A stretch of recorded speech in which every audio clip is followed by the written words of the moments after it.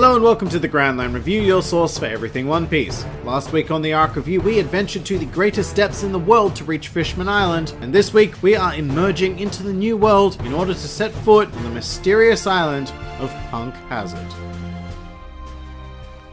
Punk Hazard is the 26th arc in the series, consisting of 46 manga chapters and 46 anime episodes? That makes 2 arcs in a row where these numbers have lined up perfectly. I love it. The premise of this arc is simply that the Straw Hats receive a distress call almost immediately upon surfacing in the new world, and Luffy, well being Luffy, takes this as a call to adventure. The setting of Punk Hazard is incredibly compelling, as the island essentially exists in a Pokeball style formation, with half the island being blazingly hot and mostly on fire, while the other half is covered in snow. And initially this is just another one of those bizarre One Piece locations, but we do eventually discover that this island served as the battleground for Aokiji and Akainu's duel to decide who would go on to become the Fleet Admiral of the Marines. And I love that. Unfortunately, that exterior appreciation of the island is about the extent of it. Punk Hazard really suffers in my mind because it is essentially a deserted island, and as a result offers very little depth as a location. Usually islands are filled with quirky inhabitants, cool animals, and unique landscapes come together to form a strong identity. Punk Hazard has very little to none of this. It has some volcanoes, some ice mountains, and shit all else. I mean, even Long Ring Long Land had some really cool long creatures. The most interesting thing Punk Hazard has to offer is the lab, which gets really visually flat very quickly. There are some points of interest like the sad production room and where they keep the kids, but for the most part the lab is just slab after slab of miscellaneous metal wall. So the heavy lifting of Punk Hazard falls onto the characters, and we have some amazing familiar faces reintroduced to us during this arc. First and foremost, Trafalgar Law. He had been one of my favorite members of the Worst Generation ever since their introduction, so to have him being the first one to appear in the new world suited my desires just fine. And I think that Punk Hazard is a huge career highlight for Law. His design was on point, his fights were amazing, and he was presented as a real counterweight to Luffy. Someone very much on his level in terms of the world, and even someone who could hold the title of protagonist in terms of the narrative. And then there's the eventual alliance that he formed with Luffy in order to take down Kaido. Speaking of, and this feels a bit ridiculous in retrospect, but back when this was coming out weekly, Kaido was the most unexpected emperor to be chosen as a target from our perspective. I mean, Big Mom made sense because Luffy had picked a fight with her on Fishman Island, Blackbeard was also a natural choice, and there were even a lot of theories going around about how it could have been Shanks. But Oda pulled one over us once more and gave us Kaido, the emperor we knew absolutely nothing about at that stage. So I found that to be a very nice twist. But the other returning highlight of this arc is Smoker. It had been far too long since this man had had some proper involvement in an arc, and just like Law, the time skip had done wonders for his design. Unfortunately, unlike Law, this arc was not Smoker's finest hour. The sheer amount of times this guy got wrecked during this arc makes me feel incredibly sorry for Smoker. Seriously, he was beaten by Law, Caesar, Virgo, and finally Doflamingo. I thought this was a real shame because Smoker was a vice admiral now, and I was really keen to see what kind of powerhouse he'd become. But yeah, he was used as more of a podium for other characters to shine. But with Smoker came the always delightful Tashigi, and it was great to see her back, but I wish she had a bit more to do. Her claim to fame during this arc is delivering the final blow against Monet, which is pretty damn awesome, but she still very much suffered from the women in One Piece syndrome, and this is especially true when it comes to the whole body swap scenario. I will say that in general I thought this was pretty hilarious, and I love seeing Smoker get extraordinarily frustrated in Tashigi's body, but in the end I feel like it was more of an excuse to show off Tashigi's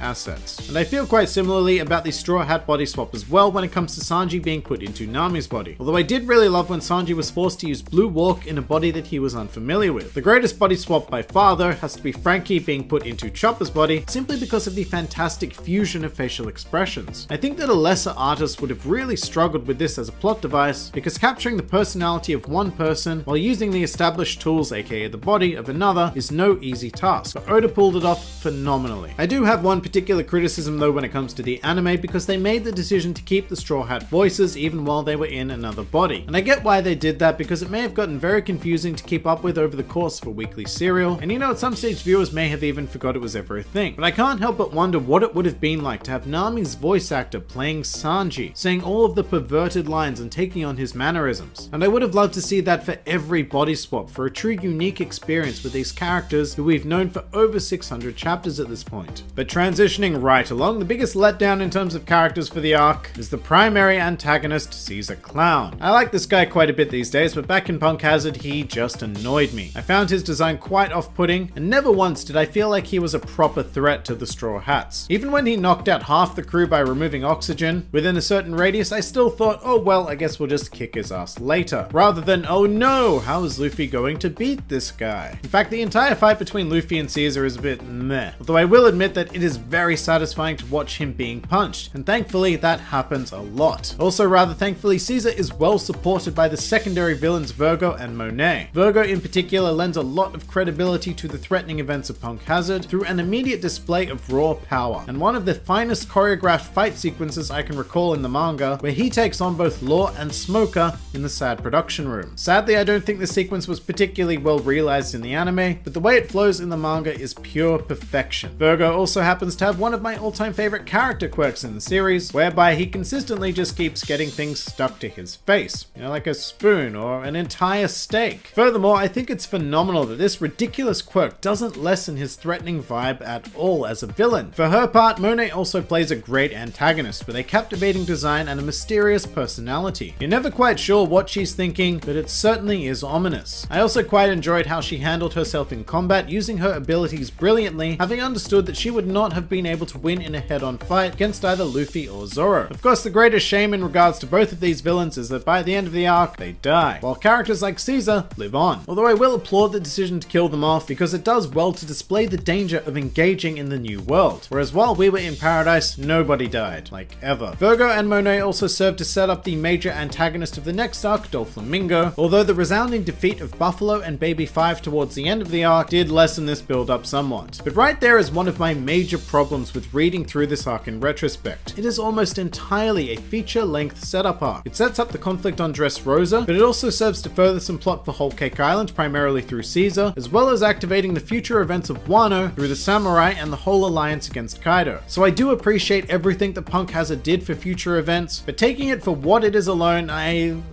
let's put it this way, if I ever remake my top 5 worst arcs list, which I feel I probably should after this arc review series is complete, Punk Hazard would most definitely be there at the moment. And a lot of that comes down to factors I haven't discussed yet as well, like the whole plotline with the children being experimented on. I might just be a terrible, terrible person, but I never cared for these kids one bit, and it was always a horrible drag when they came into focus. I mean, the addiction angle was kind of interesting and horrifying, but in general, I just don't care. Another thing that fell completely flat for me were the Yeti Cool Brothers, a pair of characters I am convinced never needed to exist. They were entirely irrelevant to the greater plot, and served pretty much just to create some canon filler events. I honestly don't know why Oda wasted time and energy putting them into the story. I mean, even Brownbeard had a greater purpose, and I don't like him either, but I do appreciate his presence and actions during the Punk Hazard arc. Now, and then there's Smiley. He serves as sort of the big world-ending disaster on the island, akin to the bomb in Alabasta or the Noah on Fishman Island, and once again I found this aspect of the arc pretty underwhelming. Despite how deadly chemical weapons can be in reality, I just don't find them as threatening as, say, your run-of-the-mill bomb that goes boom. But on a positive note, the last thing I want to touch on is the appearance of both Doflamingo and Kuzan at the tail end of the arc. One of the most memorable panels of this entire arc for me is Doflamingo traveling through the air and very ominously saying, "I'm on my way." That was a huge oh shit moment, because it meant that this villain I'd been wanting to see in action for years was finally being tapped, and that left me pretty hyped. As did Kuzan's post-time skip appearance and the whole intrigue around the fact that he had left the Marines and was now a rogue agent. Plus the dude was now traveling by penguin, so you know, that's pretty awesome. But all in all, Punk Hazard was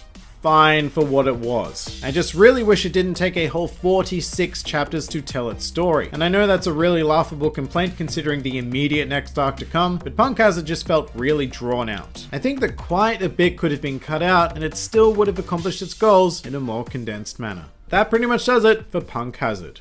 Next week, we will be embarking on the longest arc in One Piece history as the alliance of Straw Hat Luffy and Trafalgar Law target Don Quixote Doflamingo on the island of Dressrosa. If you enjoyed this video, then feel free to like, favorite, or subscribe, and if you are in any way keen on supporting independent creators, then also feel free to check out my Patreon, Discord server, or Twitter, links to which are in the handy description below. Finally, please do comment with your thoughts on the Punk Hazard arc.